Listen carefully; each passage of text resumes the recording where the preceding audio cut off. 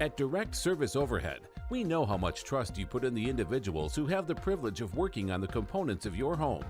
We understand that a broken garage door is the last thing you want to be worried about, and most of the time, doors break at the most inconvenient times. Our professionally trained technicians service 24 hours a day, and our high-cycle parts are guaranteed to make a noticeable impact on your garage door without putting a damper on your wallet.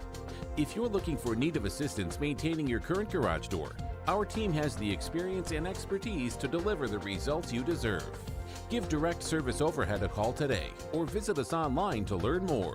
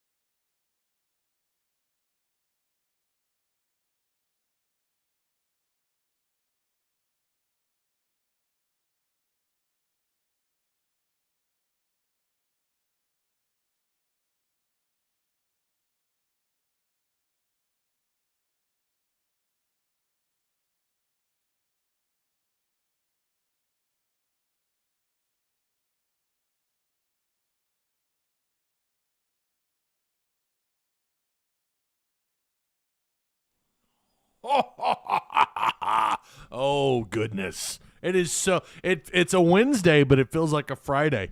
You guys ready? You guys ready for this? 3, 2, 1. Yo! What's going on, Arkansas Razorback fans, SEC fans everywhere? Welcome to the one and only Pig Trail Network YouTube channel. I am the host and creator of this show, Ty Hudson. Hope you guys are doing swell. If you, I'm wearing camo today. If you look at the wall behind me in my shirt, I try not to wear this shirt, but I forgot I had it on, so it's camo. You can't really see anything but my beard, kind of the neck, because I've been called a neck beard before, so that's probably pretty accurate considering the neck to beard ratio is you see that, and then of course face, and then the beautiful brown locks that I absolutely love dealing with every day, especially before a show. Lot of stuff in this Wednesday show. I tell you guys all the time, Wednesday shows are the most difficult show to prepare for because it's middle of the week.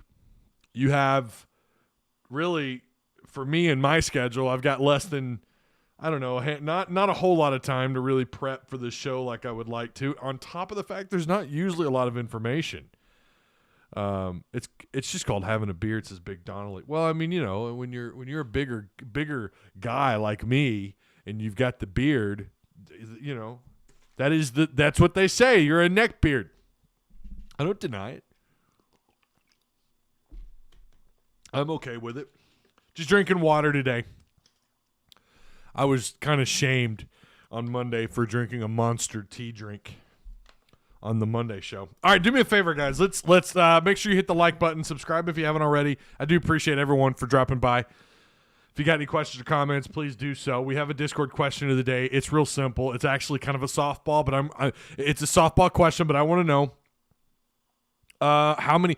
And I think this is important. It's important for a couple of different reasons, even though it's a softball question. One of those being making life as difficult as humanly possible for the opposing team. So that question is, what are your expectations for the attendance on Saturday?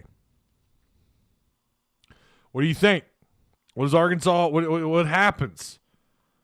Do they, no one's expecting this thing to be above 75,000. No one's expecting that, but maybe they can get 65,000 packed in there. Listen, I've said it before, and this is not, look, you guys that are here, you're more diehard. Anyone watching this right now or here live, Patreon supporters, and again, I know some of you are just supporting the channel, and I really do appreciate that, but I think, too, you also have a certain love for your Razorbacks. You're willing to consume the content because you're still interested in your Razorbacks. 3-game losing streak in the SEC or not. Disappointing second-half performance from the twos against UAPB or not. You're more diehard than a lot of people if you're watching and consuming this content. But let's be real, there's a very large portion of Razorback fans that are fickle. They lose a couple SEC games, I'm done. They let go of the rope. That is just the truth of it. I've been doing this for a while. Born and raised in Fayetteville, Arkansas. We used to go to all the home games back in the day. Got to watch some great players play a lot of football, going back to Madre Hill or Chris Chakuma, Cedric Cobbs before he, all of his off-field issues and getting hurt. Of course, Matt Jones, we can just go on and on. Got to watch a lot of great football. I could tell you it doesn't take much, and I think this has always been the case. Even before, the good years of when Petrino came along and created this unbelievable buzz, Hog fans, I think. Now, I can't speak to other fan bases. Hog fans are fickle. As soon as there's a couple losses, they're done. They're done. They let go of the rope. It's so weird to me because baseball's not that way. Even when Arkansas's not ranked, Baum Stadium is like, it's rocking. Even their midweek games, they do pretty good for attendance. It's incredible. It's why you have Baum Stadium. It's why they've spent all this money on Baum Stadium since building it back in the mid-'90s, which, by the way, I could ride my bike to because I grew up on Custer Street right off of Arrowhead. That hill past right field, that's my neighborhood. That's where I was raised. I could ride my bike. I remember when they were building Baum Stadium. It used to be the Campbell's processing factory there next to the train tracks, and of course they would eventually build the revenue or the DMV there on the left side of the road on Razorback Road. I remember when Martin Luther King Avenue was 6th Street. Those are my stomping grounds. So I've been in the thick of it for like 30 years, really, overall. Even though I'm in Springdale now, fans are fickle here, and that's just the truth of it. They're just, I don't know where that comes from because, when I talk to the OGs, when I talk to older Razorback fans, the guys, the older women and men and women who watched football back in the 60s and 70s, or, maybe they went to school there and they got to sit with the students, whatever, they'll tell you the opposite. Like, during the Southwest Conference years, it didn't matter if it was a down year, fans showed up and they were really loud. So I think that is all relevant to this Saturday's, to the question for today and what happens on Saturday in terms of the attendance. All of that I just said, I hope they prove me wrong.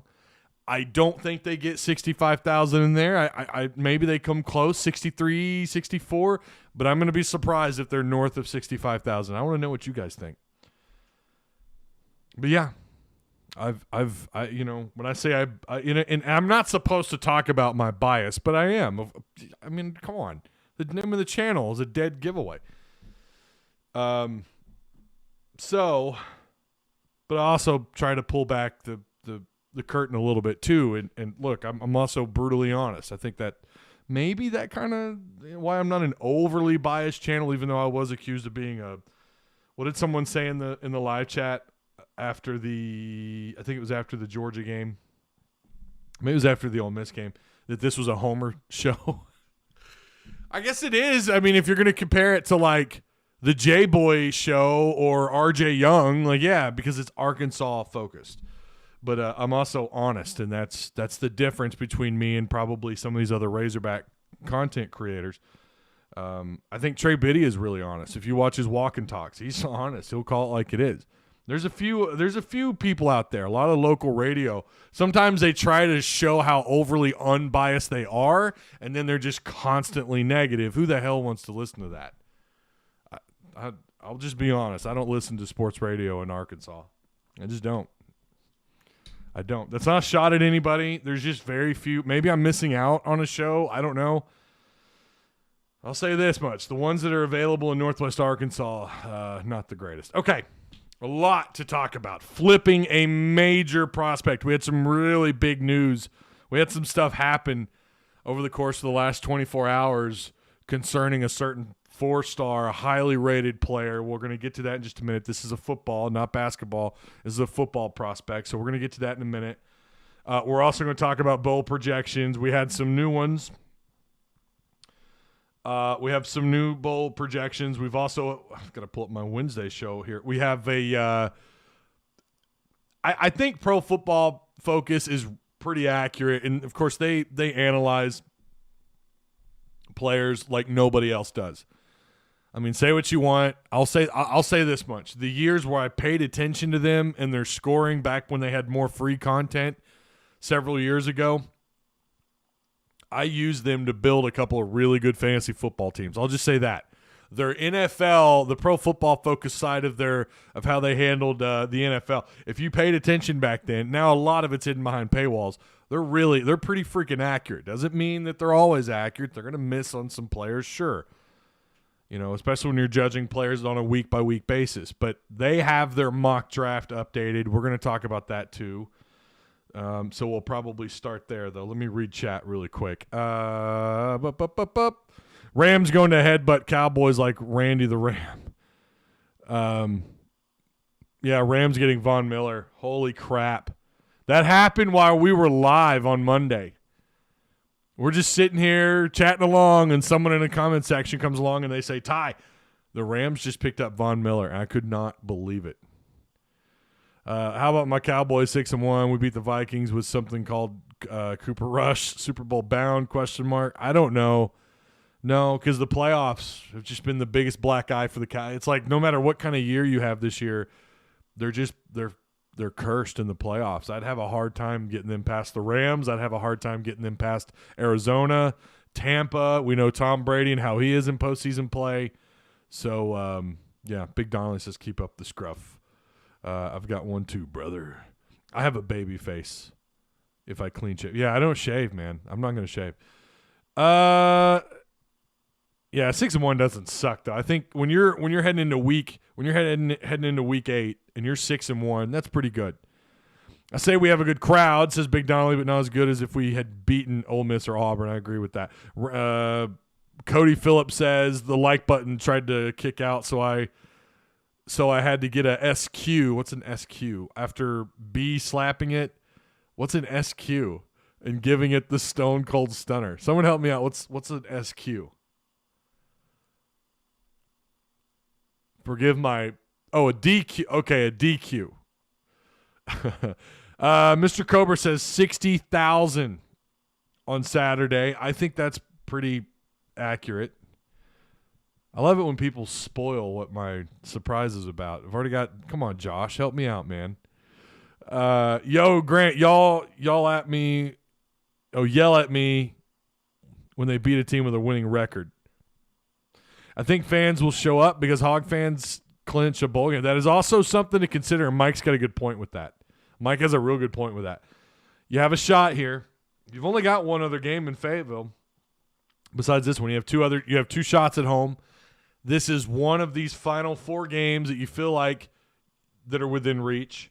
Alabama clearly doesn't feel like it's within reach. The Chargers are a winning record. I'm not gonna. Okay, blah blah blah. YouTube isn't telling me when you go live for some reason. Oh well. What up, Ty? What's going on, Scott? Yeah. So notifications. All I can say is make sure you tap the notification bell. Stone cold stun the like button. Let's get the likes up. I feel like I need to put my beanie on. I got to get a haircut this week. I got to try. If not this week, next week. Just not here for whatever. Who cares? Bet the Cowboys. We're moving on. So who's the prospect, Ty, unless I've already missed it? We'll get to that in a second. Grant Patrick, am I the only one who's flipped my mindset to basketball? See, this is what I'm talking about. Grant Patrick is a perfect, and I'm not calling Grant out, and it's hard to blame anybody, but Razorback fans let go of the rope so quickly, and it's hard to blame anybody. Their conference play is abysmal. But like I said, Grant's here, so he's more diehard. He may have let go of the rope, but at least he's here. I'm ready for basketball season, but again, worried that it's going to take time for him to get the squad going together. Talking about Eric Musselman. Yeah. So let me know what you guys think. How many people do you think show up to this game on Saturday? Where's your attendance guess? And, I want to know. I want to know. I'm just making that up. All right, Pro Football Focus really quick. I think it's important that we look at this because it's pretty accurate. I don't know their finished product last year going into the draft, how accurate they were. I seem to remember them being fairly accurate. But we also had some breaking news, too, from the NCAA about Oklahoma State basketball. I also want to get to that immediately after this. They don't have, and this was written, when was this? Was this Monday when they pushed this out, or was it Tuesday? November 1st, so that would have been Monday. They don't have a single Razorback in the top 20. They still have, I'm pretty sure they've been pretty big on Tyler Lindenbaum from Iowa. They have him, a center, projected 7th in the first round. It's amazing to me, and I'm sure too. It's from what I understand, he's a versatile interior lineman. Could probably play either spot. Very similar to Frank Ragnow. Frank Ragnow, we know, went in the first round. So scrolling down here, they don't have a single Razorback in the top 20, nor do they have a single Razorback in the top 25. Treylon Burks is the only player, and they also dropped Chris Olave, the Ohio State wide receiver who some thought would be the number 1 receiver. They have him at the 23rd spot. Treylon Burks is the only first rounder. They have him going at the 28th pick to the Green Bay Packers. They say Burks is a faster version of Allen Lazard with better ball skills. Burks would be the perfect complement to Devontae Adams as a number 2 wide receiver. The 6'3", 225-pounder is averaging 3.71 yards per route run, ranking 6th among qualifying college football wideouts this season. They also show a tweet here. Treylon Burks, 152.1 passer rating when targeted since 2020. Highest in college football, and yet they have him at 28th. I don't know. I've watched some of these other guys play a little bit. It's hard. I'm not going to sit here and say, oh, he's way better than these other guys. When I have it, of course I've watched way more Treylon Burks than these other receivers, but it's just so hard for me to imagine. I mean, most mock first round picks, mock draft picks, have him as like the 4th or 5th receiver. And how much praise he gets week in and week out, whether it's from whoever, SEC Network or wherever, when these NFL draft analysts, when they break down these players, they talk really, really highly of Burks. It's just hard for me to see there being that many receivers better than Burks. Now, I know his numbers haven't been the greatest. We got to remember he has missed a little bit of time this year. He got off to a slow start. I think it was Rice when he had like 2 drops, I think, in that first half against Rice, if I remember right. He got off to kind of a slow start, and he's picking things up. This is going to be an interesting weekend against Mississippi State. Does he have an opportunity here to bust out? Again, we're gonna break down that game on Friday, and I'm telling you, the more I look at, the more I've watched Mississippi State, the more you look at their numbers. This is. I think the line is still at 5. Is that right?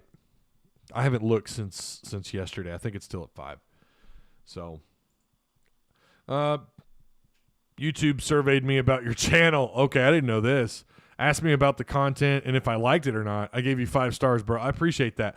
Also said it was informative and entertaining. I didn't know that. Really? Huh. A survey on the channel. I've never seen that before. Well, do me a favor. If you guys see it, give me some love, I guess. Thank you, Mr. Bloodline. I didn't know that. That's weird. I know they're still having notification issues and so on and so forth. I'm still here for football. One more win. Come on, guys. That's all we need. By the way, Grant, our Cowboys are, oh, gosh, blah, blah, blah. Tonka Todd. Sorry I'm late. Thank God you're doing a show today because today has been a bad day. Oklahoma Stampede. Oh, Oklahoma Stampede, that like button. That is a Dr. Death Steve Williams reference. Okay, that's way beyond my wrestling knowledge. Again, I highly recommend you listen to Eric Bischoff's. I'm not a diehard wrestling fan. I'm not. I watched Hulk Hogan when I was a kid because what kid in the 80s and early 90s didn't love Hulk Hogan, the Giant? But then I got back into it in like 7th grade, and that was, 1996. That was about the time of the NWO. Who the hell didn't? They still sell those NWO shirts. You can still find them on Amazon. Who didn't love the NWO? They had the black and white, and then they had the red and black. You know, they do that.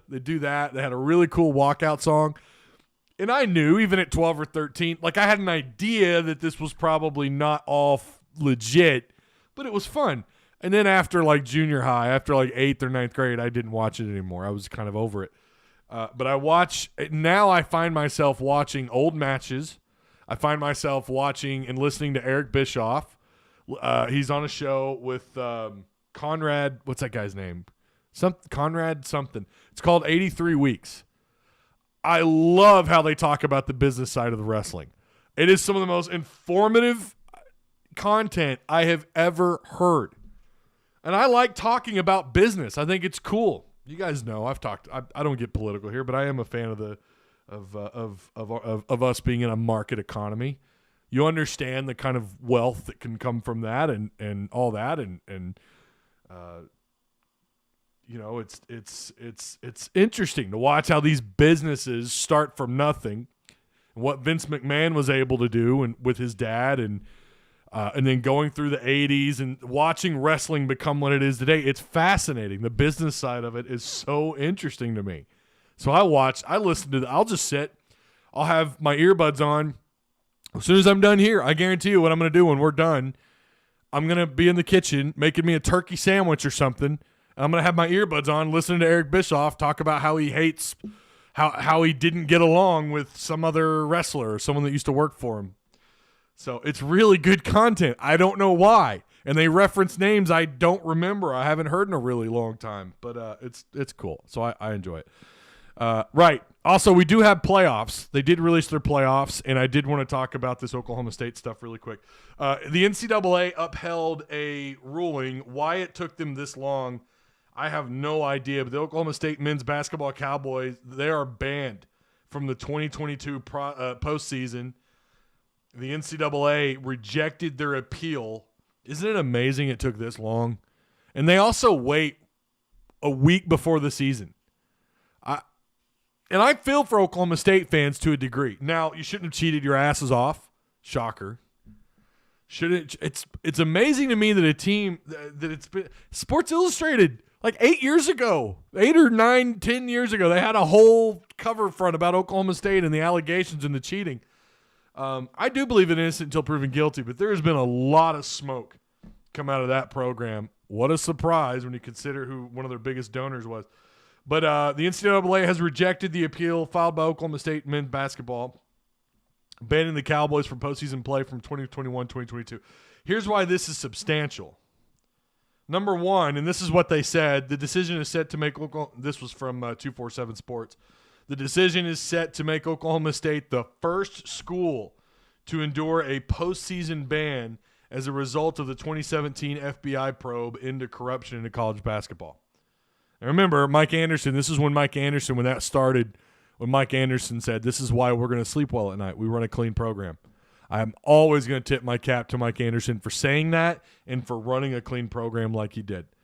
And let it be known, if Mike had fouled up and dabbled in that, I'd be calling him out. If Eric Musselman does, I'm going to call him out. I understand this day and age of college athletics, it is rampant, and the assumption is everybody cheats. I believe in innocent until proven guilty. I think that diminishes the success of programs. We don't know how they got there. I will say there's been a lot of smoke come out of Oklahoma State, and another reason why this is a big decision or why this is a big deal. Think about who you're recruiting. You remember Black? You remember this kid? 5-star, big-time prospect? Who are his two favorites? It's been rumored Oklahoma State and Arkansas. This could have a pretty big impact on his decision. But this is 2022 postseason play, so maybe not. I don't know. But does it? I don't know. And to be honest, from what we know with what happened, they're lucky that that's all they got.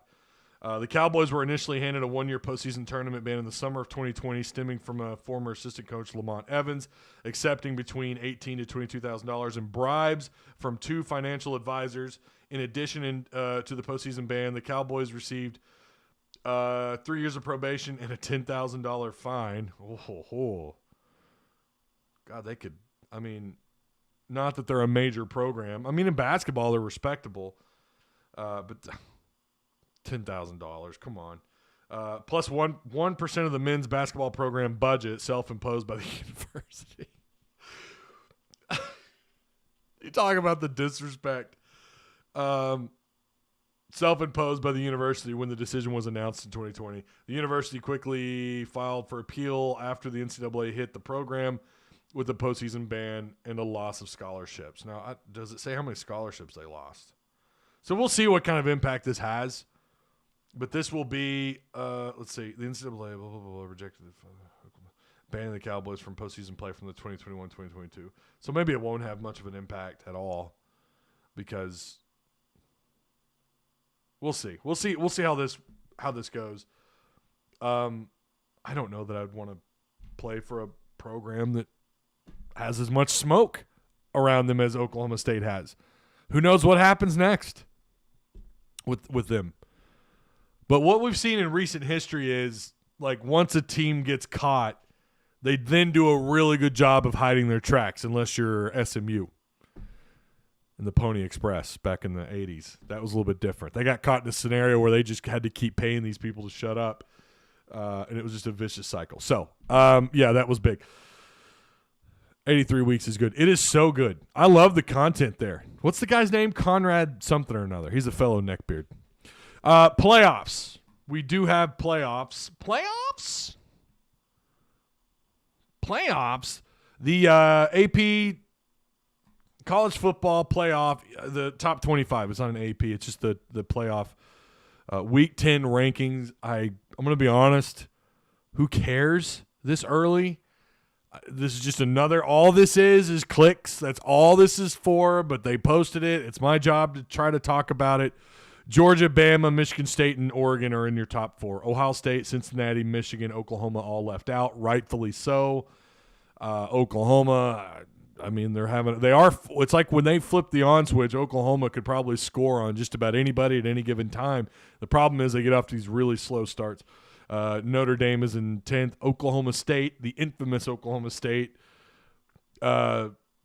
they are in 11th, Baylor at 12th. How many SEC teams are there? So Georgia at 1, Bama at 2, Auburn at 3, A&M 4, Ole Miss, Mississippi State 5, 6, Kentucky 7. 7 teams from the SEC in the that sounds right.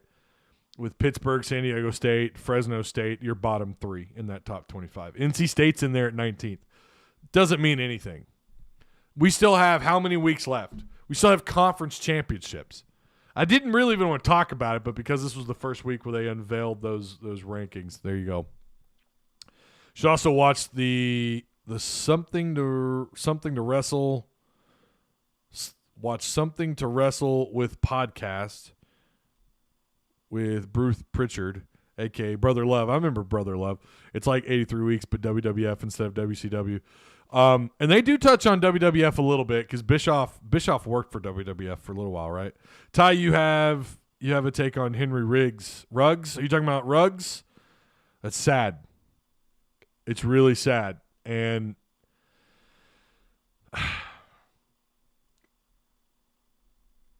It's really unfortunate. If you don't know, I'd rather pull up a story first really quick and talk about it before I go running my mouth. And I want to get as much right on as I can. He faces 2 felony charges in a fatal crash. The Las Vegas Raiders released. So that just happened. They released him. I didn't know that. I didn't see that. TMZ, Henry Ruggs traveling 156 miles per hour before crash.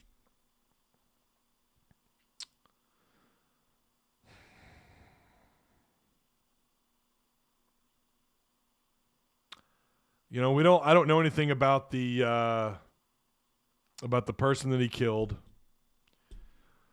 This unfortunately happens all the time, and it's really unfortunate. Please, please, please call an Uber. A lot of you, especially those of you who live up here, you go to Dixon Street.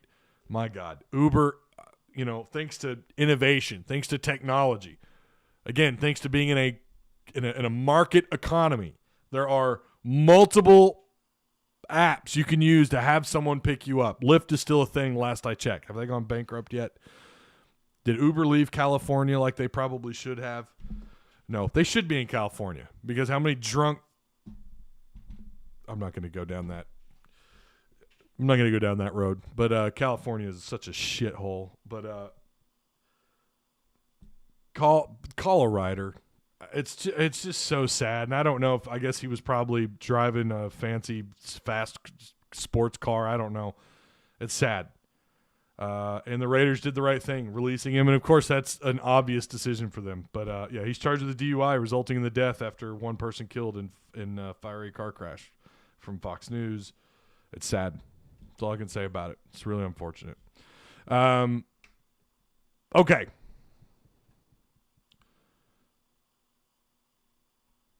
We went over, bowl projections. This was interesting. I don't know if you guys have been keeping up with the bowl projections. Of course, they change every week. I want to go over the top 3. ESPN is hidden behind a freaking paywall, and I know it's easy. You could just look up on Reddit and find it. I don't want to give them the satisfaction. It pisses me off so much. They hide so much behind a paywall. Something as harmless as bowl projections they put behind a paywall. Last I looked, I wasn't able to look. Maybe after a certain amount of time, they take the paywall down. I don't know, but I wasn't going to give them the satisfaction. And I don't really like ESPN anyways, other than to read stats. CollegeFootballNews.com has Arkansas right now in the Texas Bowl, which would be a Tuesday, January 4th bowl game, which is televised by ESPN. Time is currently TBA. The bowl tie-ins are Big 12 versus SEC. I got to say, I don't know if I want to play Iowa State or not, but that's who they have Arkansas in that game. Now, I was in a rush when I did that list. Might want to double-check that. I'm pretty sure it was Iowa State. I thought it was Kansas State because there were 2 that had Arkansas and Kansas State. Sporting News has Arkansas in the Bama in the Birmingham Bowl. My God, Birmingham Bowl, Tuesday, December 28th, ESPN, 12 p.m. Which they have Arkansas playing Houston. Now I think I didn't know. It says the American Athletic Conference, but yeah, I guess that makes sense. So that would be Houston and Arkansas. Saturday down south has Arkansas and Kansas State in the Texas Bowl. So again, that was Sporting News with the Ticket Smarter Birmingham Bowl, College Football News in the Texas Bowl against Iowa State. Saturday down south has Arkansas and Kansas State, and then USA Today has Arkansas in the AutoZone Liberty Bowl against Kansas State also. So that is 2. That's 2 that has Arkansas playing in the against Kansas State. That'd be the 3rd bowl game you've played them in a decade, right? Or a little over a decade. That's crazy. Arkansas's 2-0 in the 2. I don't know if they've played them before in bowl games. I don't think so. I don't believe so. But that would put Arkansas at a 3rd attempt taking on Kansas State. So I thought that was interesting. It could very well be the case. But again, just like the playoffs, like that top 25 playoff ranking, it's too early. A lot can happen. This game this weekend against Mississippi State is going to tell us a lot about what Arkansas can and probably can't do.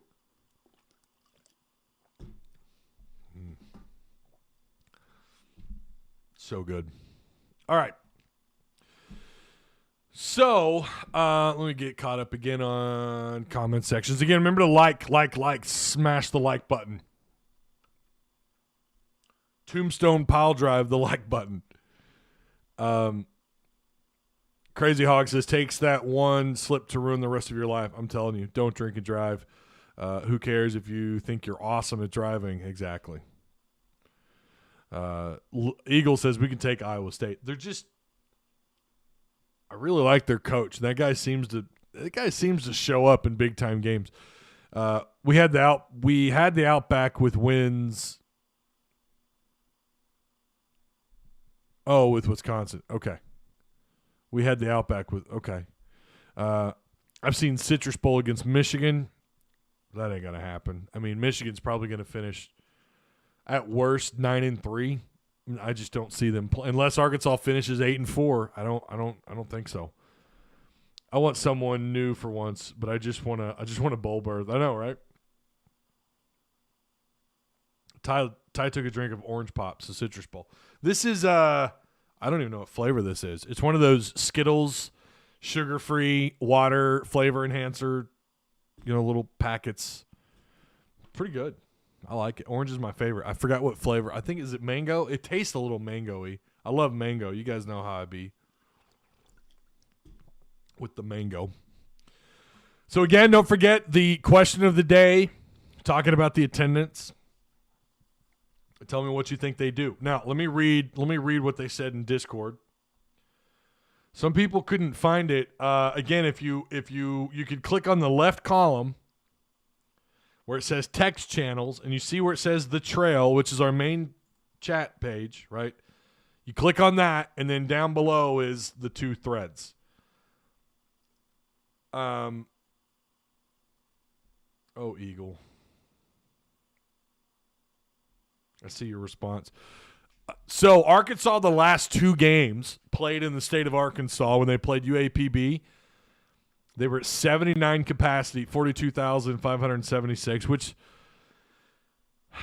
that's UAPB. It's hard to blame. And again, I wasn't, my goal in Discord wasn't to be hard on Little Rock. I just thought, okay, look, you get one game there, how often? And I really was hoping they'd get above at least 45,000. They couldn't do it, but it's hard to blame them. And again, I wonder if that is a sign of things to come. Before that, you had Auburn in Fayetteville where you were at 92% capacity at 73,370. Now, I don't know if those are the actual scanned tickets or if those were tickets sold. So correct me if I'm wrong.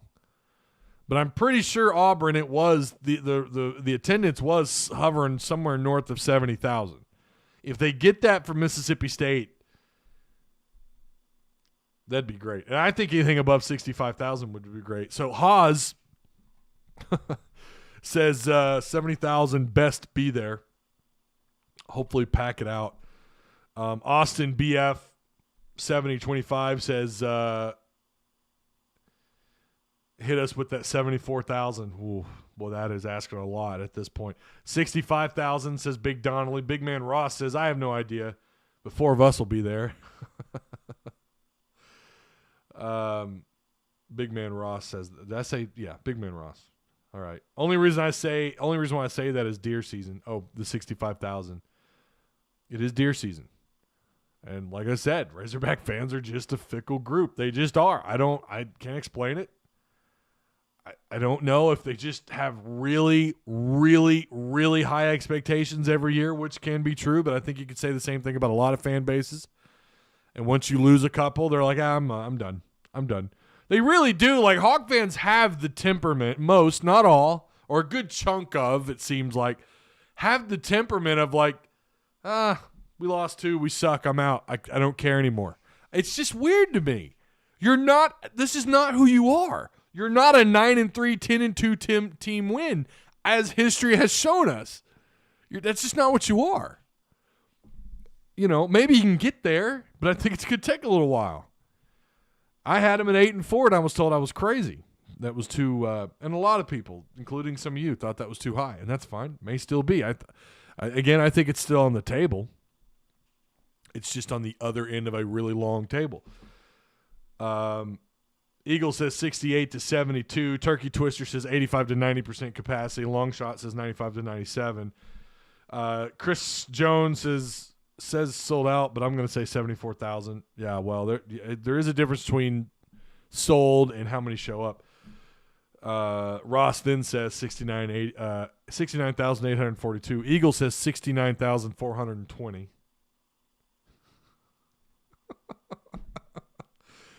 Oh, you. So, yeah, I can't figure it out. But the weird thing is, even though there's a pretty big chunk of Hog fans that do feel like Arkansas should be in that 9 to 10 win year category every year, there's also, I think, a lot of fans that get it, that understand it. Maybe they are. Maybe it is more delusional. I don't know. I can't explain it. I'll tell you this much. Analytics tell me that Razorback fans are not looking for football content. They've already compare that to coming out of the going into Georgia. Holy crap! It was insane.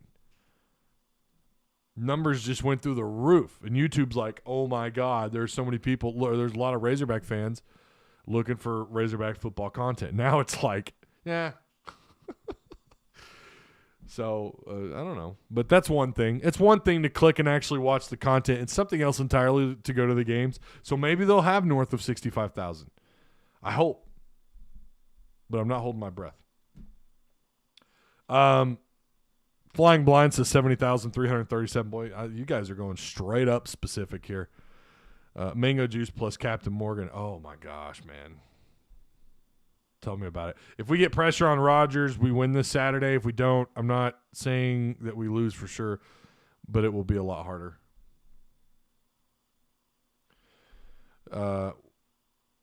Well, they should be able to get there since it starts at 3 and not 11. That is also true. This is not an 11 a.m. game. This is a 3 p.m. kickoff. We should be an 8 to 9 win team every season with the occasional 10 to 11 win season. But since joining the SEC, we've averaged 7 and 5. Max Maestri says 67,765. Yeah, again, if they get north of 65,000, that's going to be huge. So, yeah. All right. We got about 15 minutes left. I predict that we beat Mississippi State this weekend.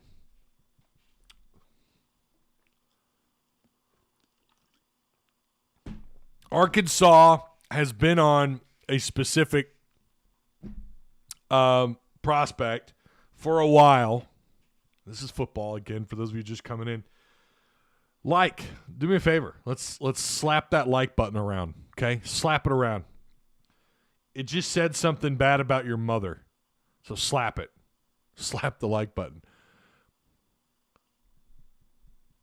Ignore everything else. Just hit the like button. And share the content. You guys know what that means when you share. I predicted that we'd win every weekend except Georgia. I have two. And Friday, that's what made. And this is what's crazy about this game against Mississippi State is that their strengths match what Arkansas does so well.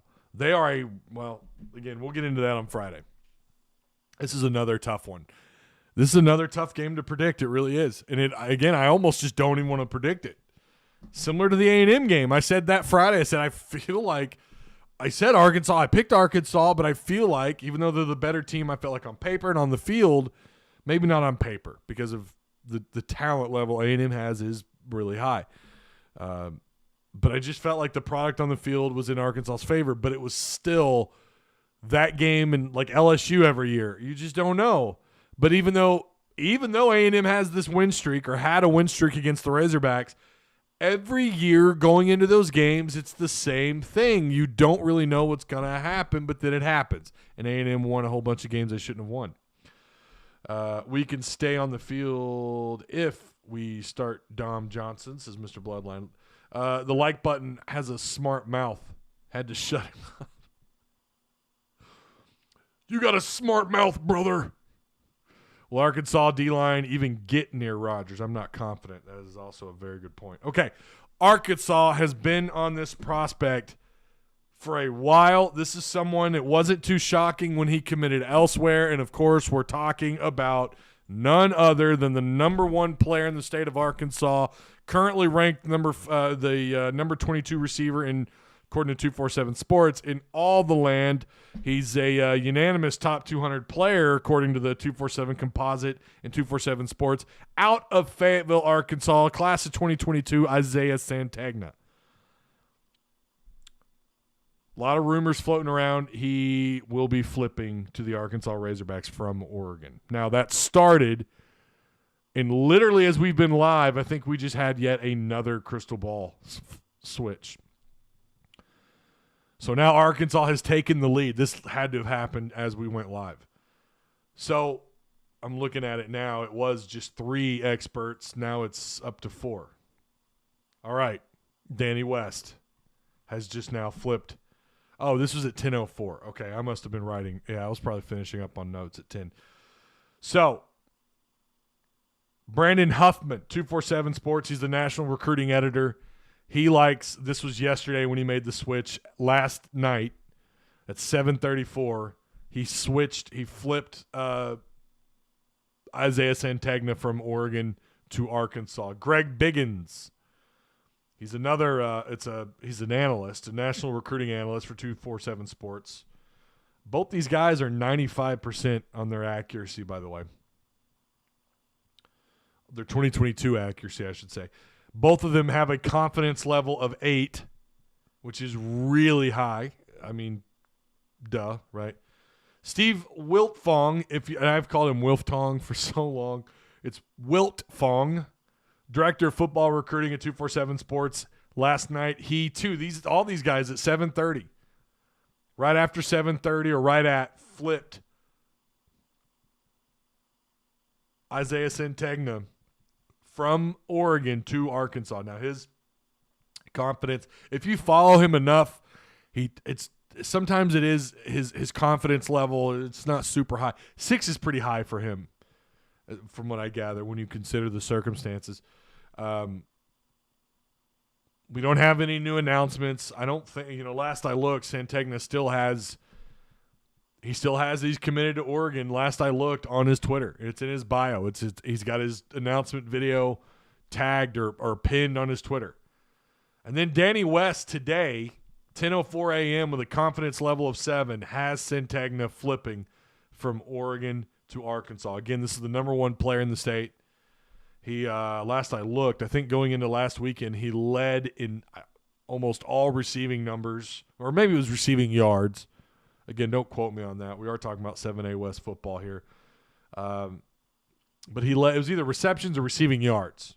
But he leads in some categories. We know that. He is a big-time player. Now, if you look at his profile, Santagna, what are we at here? We're at the 45. If you look at his profile, the rumor for the longest time was he wanted nothing to do with the program. I mean, that was kind of what you felt like. I'd been talking to several individuals who, again, provide me with some pretty good information. Both said time and time again, Arkansas is not backing off this kid. Do not be shocked if they manage to flip him. You should be able to, right? You know what this reminds me of a little bit? It reminds me of Damian Williams. I don't know if you guys remember his recruiting process or not. He was committed to Florida, and I remember watching him play, and him, after he would score, he'd do the Gator chomp. And, of course, Razorback fans would, be cheering that he scored, and then they'd be like, oh, man, come on. They did end up flipping him, and obviously they picked up the Springdale 5. They brought Gus Miles on, and then he ended up transferring to USC, and he had a couple of years in the pros, which is, I'm telling you guys, just to make a 53-man roster is so hard to do. I mean, Damian was legit. He had a great career. He had a really good career with the USC Trojans. I wish things could have worked out differently at Fayetteville. But this is what this kind of reminds me of. Now, Fayetteville, who I think is 7-2. They play Harbor this weekend. I want to make that game. I really want to make that game. Harbor's down the road from where I live. Well, I live on the east side of Springdale. That's obviously on the west side of Springdale. I wanna try and make that game. I'd love to watch that. But that's going to be interesting. But I've wanted to watch him play all year. He is invited to the currently the Polynesian Bowl. He's on the roster. If you look at his numbers, his verified results, they're all outdated. I mean, they're a couple of years old. They have his 100-meter at 10.8. I've heard it's even faster. I've heard his 300-meter, not that it matters, but his 300-meter hurdles is like all of his numbers are up. He has a long jump. I don't even know what that means. 24, 1.5. I don't know. High jump, 6'6", 400 meters. Not that any of this matters. 49.5. Obviously, the 100 meters is somewhat relevant. You hear them talk about that with like receivers who run a lot of fade, long-range routes. You know, the guys that run downfield like Mike Woods did, like Treylon Burks does. We've seen Warren Thompson catch a long ball. So some people might reference the 100-meter. I would say the 40 time is more relevant there than anything else. You don't have a kid running 100 meters. But, you know, I would argue that the 40 is what matters most when you're talking about overall speed. But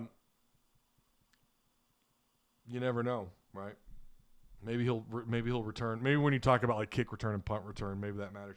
But anyways, yeah, that's a big one. That'd be a big flip. I think it's very possible. Now, what I had confirmed was that he is indeed going to flip to Arkansas. But this after we had those crystal ball, so it's not breaking news. But it sounds to me like it looks like he's going to flip. And all of his accolades, if you look at all of his results, if you look at them on his 247 page, they're all old. They're all from 2019. So you have to take these all with a grain of salt. 40 yards. I was talking meters. Sorry, 40 yards. His 40-yard dash. He's a track guy. And this was the other thing, too, is that he's going to go and run track at Oregon. I mean, Arkansas is one of the best. I mean, it's considered the track capital of the world. I mean, there are people who come from all over the country to come run track at Arkansas still to this day. And I mean, that track program, the history there is incredible. I mean, it's just absolutely incredible. So Centegna would be a great flip. Obviously, 4-star. You're going to make room for him. The question is, what do they do with the transfer portal? What do they do with with what scholarship offers they have left? How many spots are they going to leave open? And, I think they get the 7, right? Because of the transfer rules, they're going to get 7. They're going to have room for 7 more possible transfers. But it doesn't matter. You make room for someone like Centegna. Again, he's right down the road. My God, Fayetteville High is adjacent to the university. I mean, you could throw a rock and hit the University of Arkansas from Fayetteville High. I mean, it's right there. Beautiful, beautiful Fayetteville High School. Yeah. So I did put Kenny Guyton as the thumbnail. I don't know if you guys noticed that or not. Kenny's the guy. Kenny Guyton, he's the guy, man, right? But also, I'm running out of players to put on thumbnails. So I was like, who have I not put on a thumbnail yet of the coaching staff? I just used Sam Pittman. I've used Barry Odom. I used Kendall Briles. Why not Guyton? We're talking about Centegna. I felt like it was relevant. So if he gets this flip, man, what a job they've done with this class. It's not elite. It's not great. We're not comparing it to what Musselman's done with the basketball program in terms of recruiting, but this is pretty special, man. That's pretty big. So we'll see if there's any more flips. But again, he's got 13 total predictions, but now it's leaning towards a favorite of Arkansas at 60, right at about 61%. Oregon fans, you are going to read that they backed off recruiting. Listen, while sometimes, yes, that does happen, from what I understand, and they're going to have their recruiting people do the same. Oh, no, we backed off. I think Arkansas did a good job of not backing off of him. And he is being recruited by Kenny Guyton. I'm sure Sammy Pitty is talking to him almost on a daily basis. If you want to solidify, and look, even though the receivers, you look at their production this year behind Burks, it's not very good. It's been kind of a receiver by committee behind Burks. And maybe that has an impact on why Santagna is starting to favor Arkansas. It looks to me like it could be wide open next year. It really could. Like, who do you have faith right now? Look, there's not another Treylon Burks on this roster, at least not that we can see just yet, right? And you got to imagine Santagna sees the same thing that we do. Plus, I'm sure I'm sure he probably talks with some of those guys. I'm sure he's friends with some of the guys on the roster. I don't know. I'm sure he talks. So he's going to have a little bit different perspective than we will, than what we have. But you look at the overall production, there's not a clear number 2. No one has stood out behind Treylon Burks. So is this staff telling Santagna, like, look, dude, you're going to come in here and the odds are pretty high that you're going to come in and get some time. Year 1. Katron Jackson hasn't taken that step that I thought he would, and there's still some games left. We'll see. Warren Thompson's dropped, I think it's 4 balls on the year. I understand he still needs a lot of work, routes and understanding the full concept of the offense, but he mostly has it down, but maybe that's still something that he's second-guessing himself on. You know, you're going to lose again Burks, Devion Warren, Tyson Morris. I don't think any of those guys have any eligibility left outside of Burks, who's right now considered somewhere around the top 25 in the first round. Plenty of opportunities here for a receiver to come in and make an impact year 1. Is he that caliber of a player? Now, I remember a time when some individuals who said that he was vastly overrated, that this guy down in Little Rock was better. I'm not super, like, I'm not going to sit here and tell you he's going to be an All-American. You never know, man. We could sit here and talk about a kid. Again, that's assuming he flips to Arkansas, by the way. But the same thing could be said of him going to Oregon. Sometimes your game just doesn't it just doesn't have the same – it just doesn't all translate onto the field from high school to college. There's a lot of other variables in that equation, a very difficult equation. You know, adjusting to that life. Now, the good news is home is 5 blocks that way, right? You're not going to have to be too concerned about getting homesick. You're familiar with the university. You know, Sam Pittman's been here for now. He'll be going into his 3rd year. Like, you should be pretty familiar with the head coach. But that also doesn't mean that automatically what he did at Fayetteville, what he's accomplished at Fayetteville, doesn't mean that it's all going to translate in the college level. But I'm going to tell you, I don't think he's one of these prospects that's he doesn't strike me as someone who's going to show up and maybe just kind of completely disappear in the way that maybe someone like Knox did, right? Knox had one great year and disappeared. From what I understand, he's a hard worker, has a high motor. He's pretty well driven, loves track, but he also loves the game of football, and he's gonna leave it all out on the field. I've watched several of his highlights, and he is impressive. Now, that's what highlights do. You don't see highlights of average or below average play, right? People that I know who have watched him have said he's the real deal, and he does resemble some other really good receivers that have come out of the state of Arkansas. And there's actually been quite a few over the years when you look back. So we'll see what he does, wherever he ends up with, or whoever he ends up with. We'll see what he does. But I like Santagna a lot. I think Santagna, again, has a pretty high ceiling and is someone who I think year 1 at Arkansas, based on what we've seen from the rest of this receiving core. And again, you still got guys that are learning and, you know, freshmen and redshirt freshmen, guys that we just don't know enough about. We haven't seen them. I still think I'm still pretty high on. Jack Catron has a high ceiling. There's a reason why Texas was all over him towards the end of his recruiting.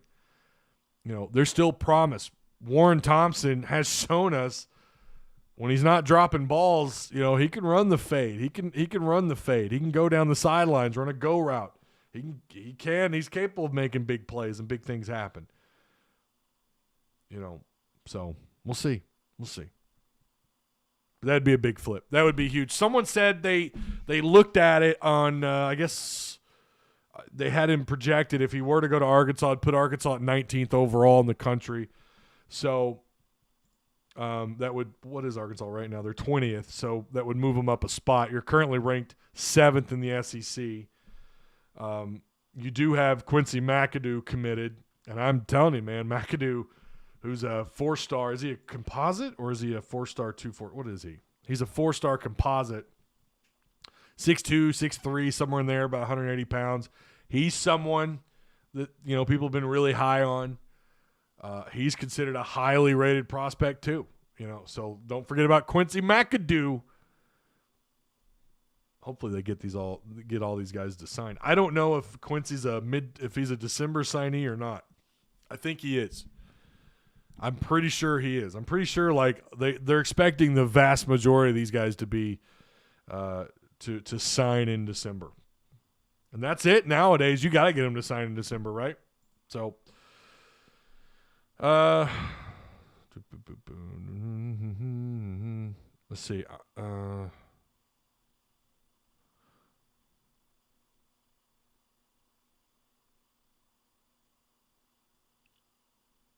I predict. Oh, I already read that. I just joined. Oh, okay. Welcome, Grant. I predict we beat Missouri this year. Yeah, well, they better. I'll tell you that much. The like button has a smart mouth. We already read that. He shut it up, though. He shut that like button up.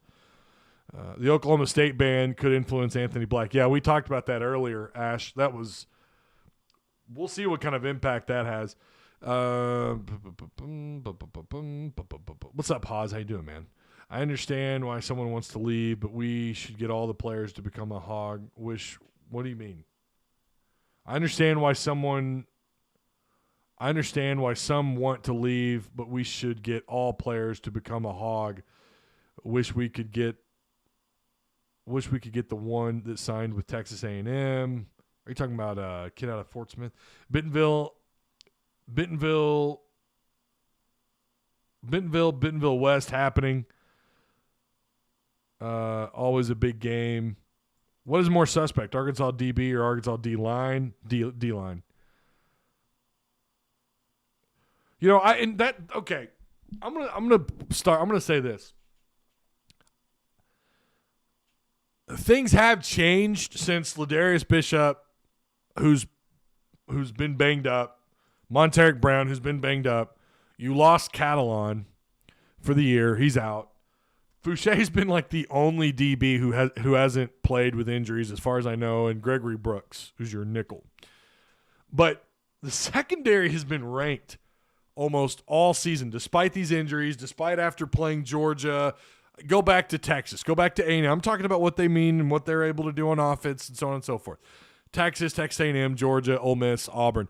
Even after playing those teams, you've had a top 8, top 10 secondary, like in terms of passing yards allowed.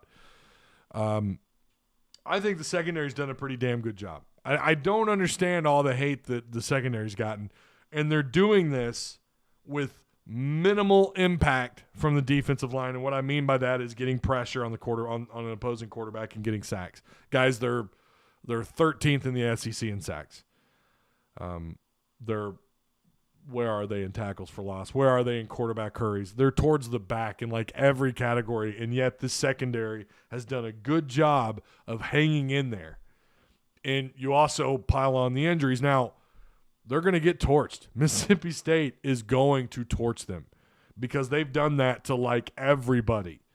They're going to torch you. I'm going to be surprised, and it doesn't help that Will Rogers is not going to be pressured. I'll be shocked if they get more than like 3 hurries. I'll be shocked if they might give up a sack. They might give up a coverage sack, maybe, Mississippi State. But I'll be completely shocked if they get anything north of 2 sacks. 1 sack, I'll be surprised. I mean, you average 1 sack a game or something. It's terrible. So I think for the time when they were healthy, secondary was really solid. Is that top 8, top 10 reflective of what they really are? I don't know. I mean, what else do you have to go by other than, what they've been able to do on the year and what kind of product they put on the field? What else do you go by if not by those stats, by those numbers? Like, how do you measure how good or bad a secondary really is? And, I mean, you can argue, like, just basically watching them, but I think you also have to look at what they've done statistically. I think that matters. I think that there's certainly a role that those stats have a role to play when you talk about how good or bad a secondary is played. And sometimes it's a reflection of the fact that nobody can run the ball on you, so now they're throwing the ball 50 times a game. Sure, you've got that to consider, but when you look at the fact that they have no edge rush at all, Trey Williams started off hot, and he has completely vanished. Ridgeway's good for like a couple of good plays in a game, and he moves well for a big guy. I hope he comes back because they need the depth. Boy, they need those younger guys to really come through. But the secondary, all things considered, I don't understand a lot of the hate they've gotten. I don't get it. Like, yeah, okay, they've been beat. All right, everyone outside of Georgia and maybe Bama, even though Bama's somewhat suspect in terms of are they really a top 2, top 3 team? I don't know. Maybe. They do tend to, they rarely ever seem to let go of the rope ever. But, yeah, I don't know. I think it's wild that people think the secondary is so problematic when I don't think that's the case at all. Now, moving forward, they're getting more and more banged up, but I think a healthy Monteric Brown, a healthy Catalan, Fouché, Ladarius Bishop, pretty solid secondary. And they've done a really good job. Now you're coming out of this bye week. We'll see where they're at. You're going up against a quarterback that has just routinely torched everybody. We'll see what they do. He's thrown 7 picks on the year, but he is overall, what's wild is he's still a really accurate quarterback. We'll see how they respond. I think they did pretty good against UAPB, all things considered. Again, I know it's UAPB, but it's not like Matt Corral had a career day on Arkansas secondary, but also they were having success on the ground. So, yeah, I'm not letting go of the rope on the secondary. The defensive line is where the heart of the problem is, just point blank. That's all there is to it. And, moving forward, again, with these injuries, how they're licking their wounds in the secondary, how they respond. Some of these younger guys, now you've got Slusher, who's given up a big play back-to-back weeks. I mean, again, and I think that speaks to the fact that he's been injured almost the entire since fall camp, as far as I know. He's been moved around. They've moved him around multiple positions. They haven't solidified him in one spot. They said he was agile. He's like a Swiss Army knife. You can play him at either corner spot. You can line him up at nickel. You can line him up at either whatever safety spot. But they need to keep him somewhere like what they did with Bishop. Because Pittman said what we did wrong was we kept moving Bishop back and forth. It wasn't until we left him in one spot, let him develop there, and now look, he became a pretty solidified number 2 guy. And then he got hurt. He got banged up. So yeah, I'm not buying that the secondary's ever been the problem this year. I think it's been a reflection of the lack of a true pass rush. No real edge rusher. So yeah. Especially when Mo Brown's 100%. Like, they're just capable of a lot. Quality meth matters. Let's just keep our heads up, guys. We got this. Wild card game versus LSU. No idea what to expect. What are you thinking versus the Tigers? I'm not there yet. We still got to get through Mississippi State and Alabama. If Odom isn't aggressive, Arkansas will lose. Got to win the turnover department. Yeah. Yeah, I'm not prepared to talk about LSU just yet. They look like a program that. Did you see what Ed Orgeron said to the media on Monday? You talk about throwing everything under the bus. Holy crap! Henry Ruggs was traveling at 156. Yep, we talked about that earlier. Blitz 2 to 3 times. I don't know what they do. We know he's a fan of dropping everybody back and only bringing 3, and that's also like it's why I don't put it. I shouldn't put it 100. I'll say that I shouldn't put it 100% on the defensive line, but I do feel as though what we've seen is the majority of the problem is that you don't have the quality depth on the defensive line, and that is probably your least talented area, but you have numbers there, which is wild. You can rotate. Now you got Utzi coming back. You can rotate 9 players on the defensive line, 8 to 9 players. It's the quality of the depth, right? So, Ed Orgeron said he just threw everyone under the bus. You can go watch it. He said we're too. How did he put it? I may have to look that up. Maybe I'll do that on. Well, we're over the hour mark, but he just completely threw everyone under the bus. Their media is freaking out about it. It's pretty funny. LSU is the next game. No, Mississippi State is the next. Yeah, it's Mississippi State, Bama, and then LSU.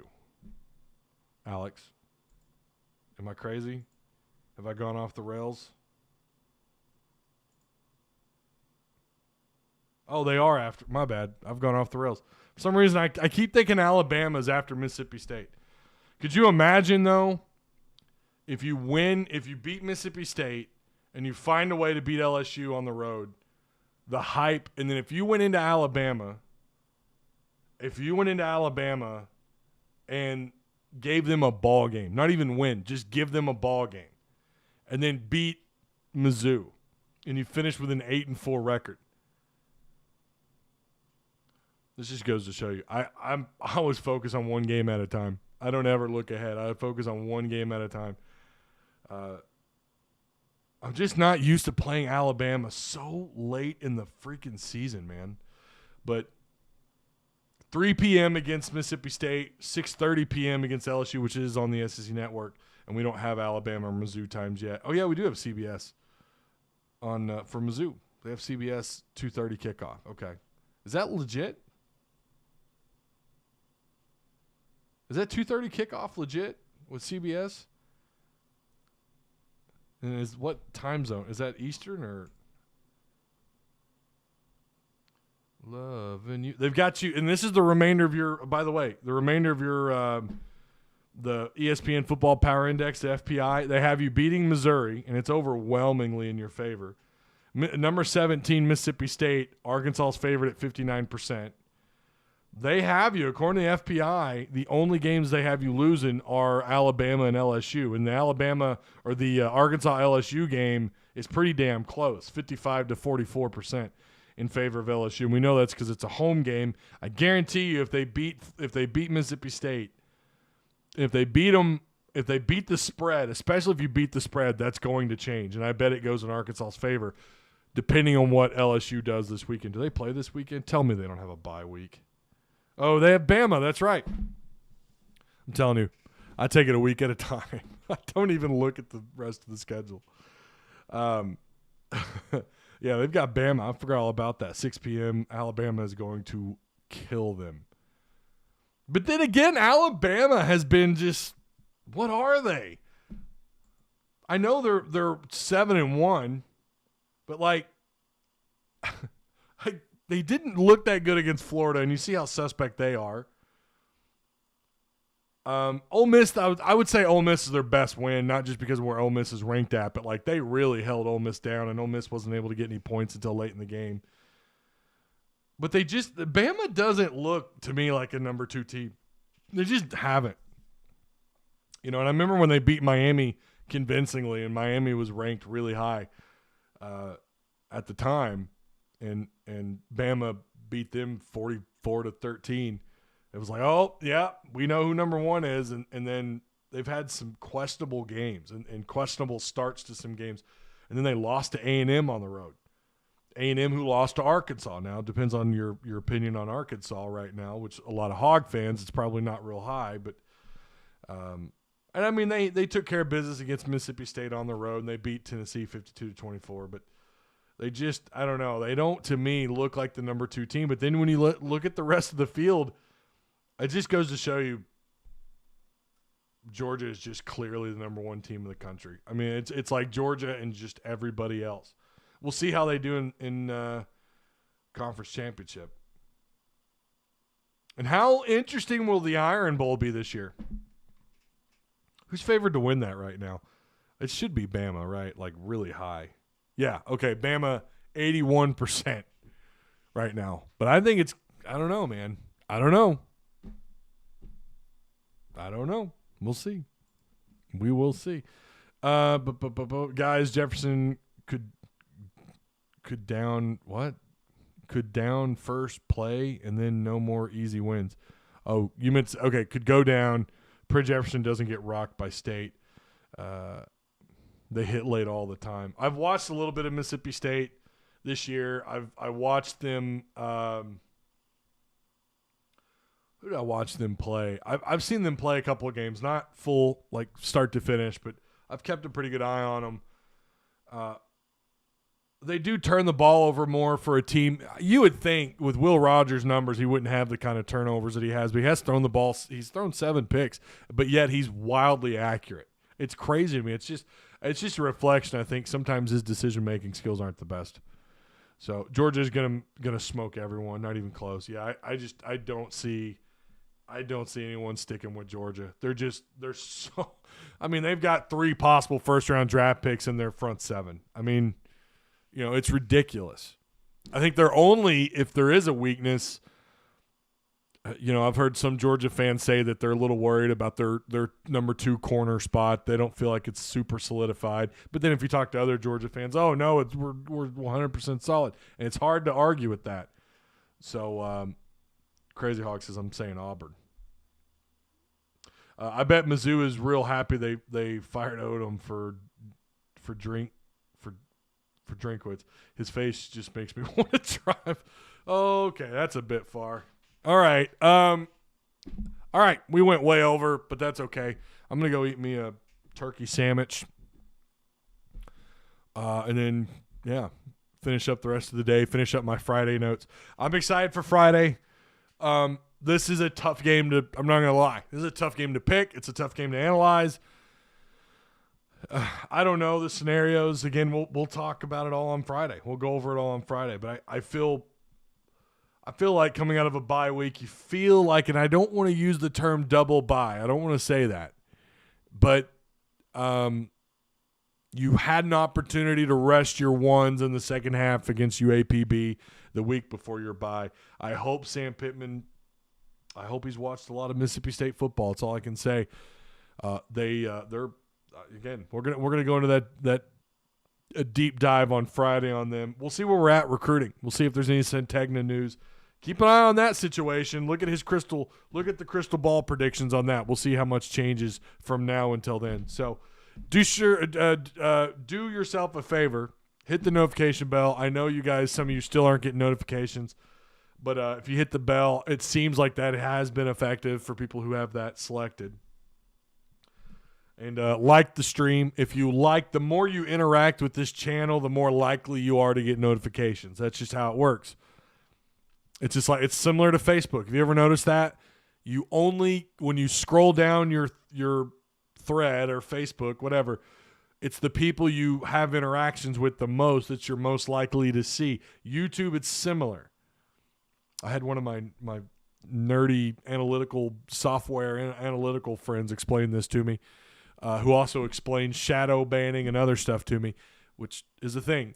But the more you interact with someone on Facebook, the more likely when you're scrolling down Facebook, you're going to see their whatever they post. So it's the same thing on YouTube. The more you interact, the more you hit the like button, comment. From what I understand, it's not live chat. It's post live shows when they're done, and then you interact after the fact. It's a different. YouTube sets a different precedent in terms of what you get exposed to on content. It's weird. And it is, I've talked about some of the nerdy crap that I'm into. So I do watch stuff. I do watch YouTube videos on how these analytics and how the algorithms, how they're kind of plotted out through the internet. It's fascinating. So, but yeah, like the stream and share the content. And I will see you guys on Friday as we do this Mississippi State breakdown. I'm hoping we're talking about Centegna committing to Arkansas. So, yeah. All right. I'll see you guys on Friday. Woo Pig Suey. Go Hogs.